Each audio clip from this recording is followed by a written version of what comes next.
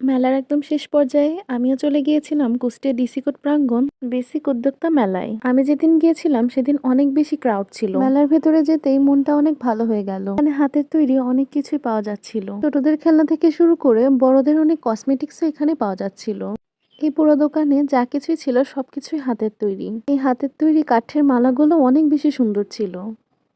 আর চুড়িগুলোর কথা না হয় নাই বলি, এত বেশি সুন্দর এবং নিখুঁত হাতের কাজ ছিল যা বলার বাইরে।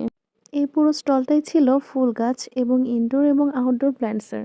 তারপরে স্টলটাই ছিল এরকম সুন্দর মাটির তৈরি কিছু জিনিসের।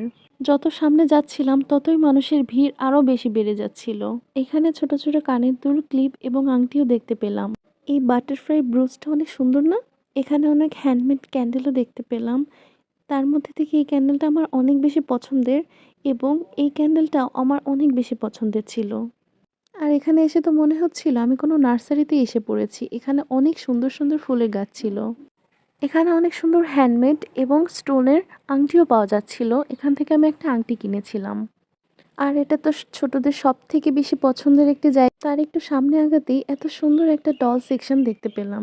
আর এখানে তো একজন মামা পিঠার ছাঁচ দিয়ে নিজেই পিঠা বানিয়ে দেখাচ্ছিল।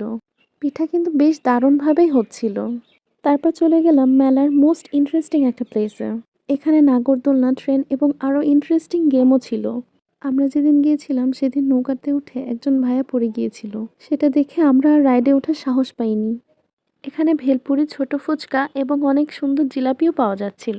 ছোট থেকেই এই জিলাপি বানানোটা দেখতে আমার কাছে অনেক বেশি ভালো লাগে। ঘুরতে ঘুরতে অনেক বেশি রাত হয়ে যাচ্ছিল এবং আমরা এখান থেকে বের হয়ে গেলাম। শীতের সন্ধ্যায় বের হয়েছে আর পিঠা খাবো না তা তো হয় না। আমরা সবাই এখান থেকে চিতই পিঠে খেলাম। পিঠা খেতে খেতে আজকের এই ব্লগটা এখানেই শেষ